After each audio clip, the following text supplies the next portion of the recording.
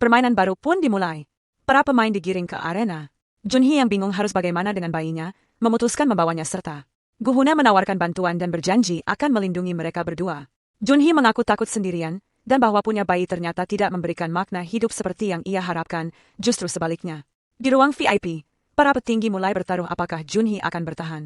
Salah satunya mengaku sudah bertaruh padanya, walau karena mabuk. Permainan berikutnya adalah lompat tali, tapi bukan tali biasa. Tali itu berputar dengan kekuatan brutal. Para pemain harus menentukan sendiri urutan melompat. Namun yang sedang sakau memohon agar kalungnya dikembalikan oleh pemain lain, tapi malah dilempar ke seberang jembatan, memaksanya mengejar. Karena keputusasaan, ia jadi pemain pertama yang mencoba.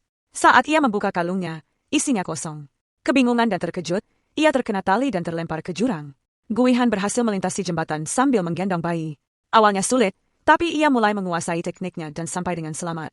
Keberaniannya mendapat tepuk tangan dari para VIP. Dari seberang arena, ia berteriak bahwa ia akan kembali menjemput Junhee. Seorang pemain lain berhasil menyeberang, namun langsung mendorong pemain yang baru sampai demi mengamankan kemenangannya. Guhuna marah dan menuntut penjelasan. Tapi keegoisan pria itu menunjukkan bahwa bagi banyak orang, permainan ini hanya soal bertahan hidup dengan cara apapun.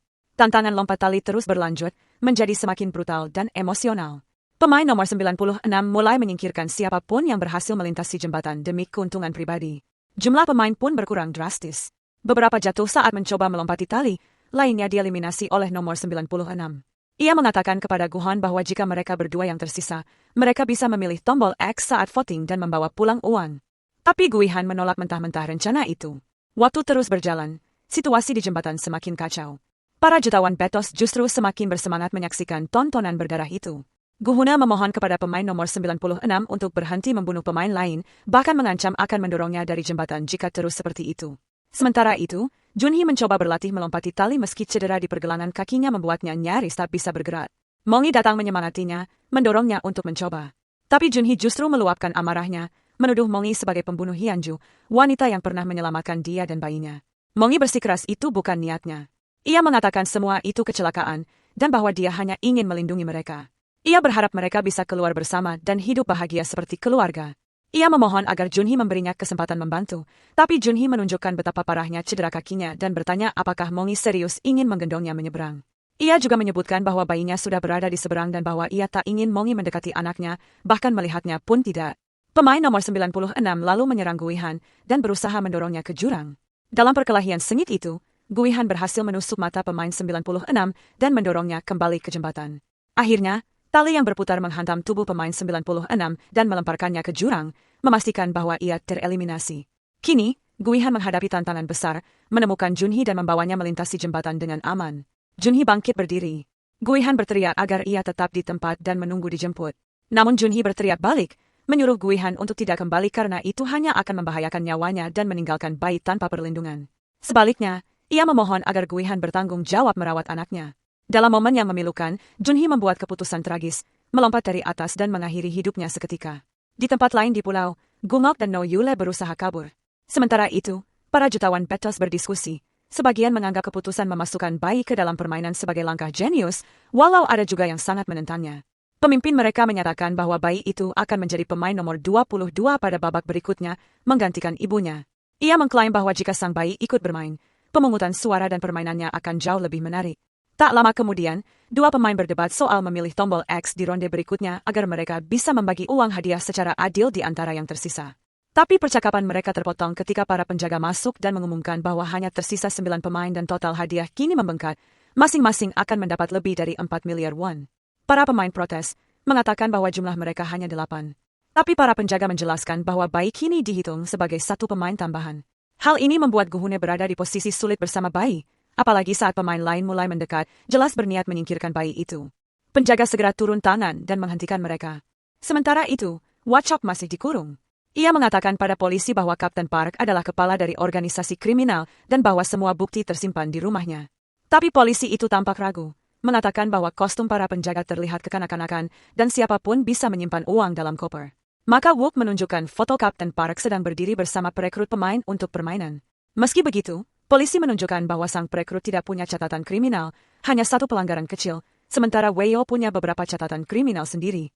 Menghadapi situasi itu, polisi akhirnya memutuskan untuk menelepon Kapten Park dan memberitahunya tentang laporan Weo serta dugaan pembobolan di rumah Park. Tak lama, Kapten Park menghubungi kapten lain yang bertugas di dekat situ, memberitahunya bahwa mereka telah ketahuan. Dengan sigap, Wei-yo berhasil merebut kembali ponselnya dari polisi dan menelepon Junho, mengungkapkan semua yang ia ketahui tentang Kapten Park dan apa yang ia temukan di rumahnya. Tiba-tiba, Junho mendengar suara tembakan. Kapten Park melepaskan tembakan ke arah orang-orang di atas kapal.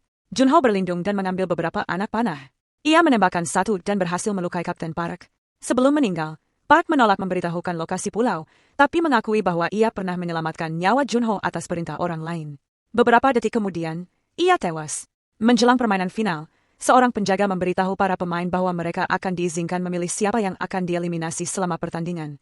Minimal 3 pemain harus dieliminasi, namun kelompok bisa memilih untuk membunuh lebih banyak jika mereka mau. Informasi ini langsung mengubah seluruh dinamika permainan.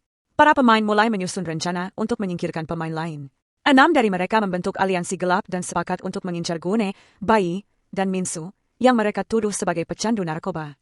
Kembali ke kapal, salah satu penyintas yang bersama Junho menyusun rencana untuk mencari tahu lokasi pulau, karena mereka masih punya waktu untuk menghentikan semuanya. Junho punya teori, ia yakin lokasinya justru di tempat yang dulu Kapten Park klaim sangat tidak mungkin, dan itu membuat Junho semakin yakin bahwa tempat itulah pulau sebenarnya. Sementara itu, terungkap bahwa Giong dan Noto Ule sedang mencoba kabur. Pemimpin permainan, yang sadar kenapa No membantu Giok, langsung mengancamnya. Karena tekanan itu, No memutuskan meninggalkan Gionguk di kapal dan kembali ke pulau. Ia takut karena pemimpin permainan itu mengancam akan menyakiti putri Giok yang sedang dirawat di rumah sakit karena kanker. Tak lama kemudian, pemungutan suara kembali digelar. Mayoritas suara berasal dari kelompok lingkaran, yang dengan tegas memutuskan untuk melanjutkan permainan. Segera setelah itu, Guihan dipanggil oleh pemimpin permainan. Sang pemimpin mengungkapkan identitas aslinya dan menyerahkan sebuah pisau kepada Guihan, menawarkan kesempatan baginya untuk membunuh semua pemain yang tersisa dan keluar sebagai pemenang. Sementara itu, No Yule berhasil kembali menyelinap ke dalam fasilitas. Ia masuk diam-diam lewat saluran udara dan merayap melalui lorong-lorong sampai tiba di ruang atasannya. Di dalam asrama, seluruh pemain sedang tertidur, tampaknya dibius. Dalam keheningan yang mencekam, Guihan menggenggam pisau di tangannya. Ia telah diperintahkan untuk membunuh para pemain selagi mereka tak berdaya, di bawah pengawasan sang pemimpin. Guihan maju, langsung mengarah ke pemain 100. Ia memegang pisau hanya beberapa sentimeter dari lehernya. Tapi tiba-tiba, sesuatu membuatnya terhenti. Sebuah ingatan menghantam pikirannya, percakapan dengan salah satu VIP saat mereka menyerahkan pisau kepadanya.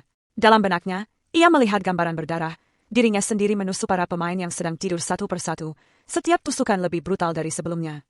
Namun, sosok muncul di tengah ingatan itu, Sebok, pemain 67 dari permainan sebelumnya. Ia seolah hadir untuk mengingatkan Guihan siapa dirinya sebenarnya dan mengapa ia bisa bertahan sejauh ini. Diliputi emosi, Guihan menarik kembali pisaunya, tidak sanggup melanjutkan perintah itu. Ia kembali ke tempatnya, terlihat sangat terguncang. Dari atas, sang pemimpin menyaksikannya dengan tatapan kecewa sekaligus sedih.